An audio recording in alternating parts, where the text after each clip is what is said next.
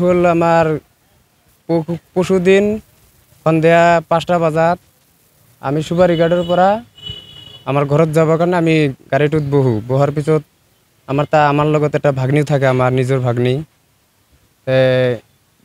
3-4 kilometre যাওয়াৰ পিছত কিবা একটা আমবাৰী বুলি ৰাস্তা কয়, ওইখানে যাইখিনি ৰাস্তাটোত এক্সিডেন্ট কিবা একটা দুৰ্ঘটনা হয়। হওয়াৰ পিছত আমি তাৰ পৰা হস্পিটেলত লৈ আহোঁ। আহাৰ পিছত এক্সৰে কৰিলোঁ, এই ভৰিটো ভাঙছে। ভাঙাৰ পিছত ডাক্তাৰৰ লগত আলোচনা কৰিলোঁ, ডাক্তাৰে ক'লে সেইটো ঠিক হ'ব। ঠিক আছে, ঠিক হ'ব যদি এইটো লৈ আহিছোঁ, এইটো পপুলাৰ হস্পিটেলত লৈ আহিছোঁ আমি, গৌৰীপুৰ। হা, তাৰপিছত ক'লে যে ঠিক হ'ব। তাৰপিছত ঠিক হ'ব বুলি আমি আশা আছোঁ যে ঠিক হ'ব বুলি। তেতিয়া কি হ'ল, ঠিকতো হোৱাই নাই। তাৰপিছত আমি ফেৰা মৃত্যু হ'ল, মানে আজি ৰাতিপুৱা মৃত্যু হ'ল।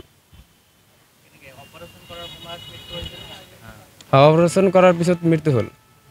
অপাৰেশ্যনটো কালি সন্ধ্যা 3:30টাত অপাৰেশ্যনটো আৰম্ভ কৰিছিল, কিন্তু মৃত্যুটো যে হ'ল আজি ৰাতিপুৱা মোক ডক্টৰে জনালে যে আজি ৰাতিপুৱা 5:30-6টা বজাত মানে ক'ল যে মৃত্যু হৈছে বুলি। নাই নাই, আকৌ একো কোনো বেমাৰ আছিল নাই।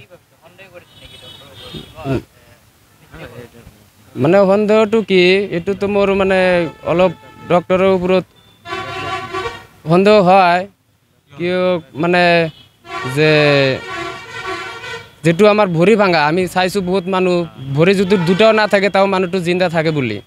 এতিয়া আমি এটা ভৰি খালি ভাঙিছে, আকৌ মানে বেলেগ কিবা হোৱা নাই, মানে মাছ চেণ্টাৰত খালি ভাঙিছে। তাৰপিছত যে আকৌ মানুহটো যে মৃত্যু বুলি হ'ব, সেইটো আমি কেতিয়াও দেখাও নাই আৰু ভাবাও নাই আমি এনেকুৱা মৃত্যু হৈছে। তো সেইকাৰণে মানে আমি মানে এইটোতো আমি সন্দেহ যে ডাক্তাৰৰ এগ্ৰেছৰ ওপৰতে মানে কিবা গেফিলতি হৈছে বোলে, যে এনেকুৱা মৃত্যু হ'ল। নহ'লেতো আমাৰ ভাগ্নিটোৱে মৃত্যু নহ'ল হয়। হা হা হা, নামটো কিবা আছিল, বিকাশ তেওয়াৰী আছিল নামটো। সেইটো শনিবাৰ ৰাতি 12টা বজাত এডমিশ্যন কৰিছিলোঁ। অপাৰেশ্যনটো কালি কৰিছে, সোমবাৰে 3:30 বজাত। মৃত্যুটো আমাক ডক্টৰে জনাইছে যে ৰাতিপুৱা 6টা বজাত মৃত্যু হৈছে বুলি, আজি ৰাতিপুৱা। নামটো আছিলে মফিদা খাতুন।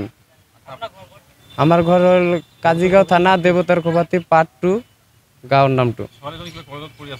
ছোৱালীজন ৰাঙামাটি কলেজত পঢ়ি আছে, পৰীক্ষা দিখিনি যাই আছে ছোৱালীটো, ঘৰত যাই আছে। তাৰপিছত তেনেকৈ হ'ল। বয়স মোটামুটি 18, 18.5 এৰকম হয়েছে। এবাৰ মানে আমি কাজিগাঁও থানাত জানাইছোঁ, তাৰপিছত গৌৰীপুৰ থানাতো জানাইছোঁ। তে পুৰা কেস ৰেজিস্টাৰটো হোৱা নাই, কিন্তু ইন্টাৰভিউটো দেওয়া হয়েছে। হ্যাঁ, এতিয়া তো আমি গৌৰীপুৰ থানায় এজাহাত কৰিম। থানাৰ পৰা পুলিচ আহিছে, আহিখিনি এতিয়া লৈ যাব। তাৰপিছত পোষ্টমৰ্টম বুলি কিবা কাম আছে। এতিয়া আমি এটাই জনাও যে উচিত তদন্ত কৰিব লাগে আৰু আমাৰ উচিত ন্যায় লাগে, যেটো কেনেকৈ মৃত্যু হ'ল। মৃত্যুটো হ'ব নোৱাৰে কেতিয়াও এনেকৈ এক্সিডেণ্টটোৰ কাৰণে। তো সেইকাৰণে আমাৰ মানে উচিত তদন্ত লাগে। আৰু আমি এটাই অনুৰোধ জনাওঁ আমাৰ হিমন্ত বিশ্ব শৰ্মাক, অসম চৰকাৰক এটাই অনুৰোধ জনাওঁ আমি যে আমাৰ খুব দুখীয়া মানুহ, আমাৰ ভাগ্নিটো যে আছে খুব কষ্ট কৰে আমাৰ ভিনিটো পড়াই আছে। এই ক'ত বেলেগত কাম কৰিবৰ যাইখিনি পড়াই আছে। এতিয়া বিএ পঢ়ি আছে 3rd সেমিস্টাৰে, আৰু এতিয়া এনেকৈ মৃত্যু হ'ল। মানুহ বহুত এটা আশা থাকে যে পঢ়াইখিনি ছোৱালী মানুহ কিবা এটা কৰিব বুলি, কিন্তু আশাটা পূৰ্ণ নহ'ল।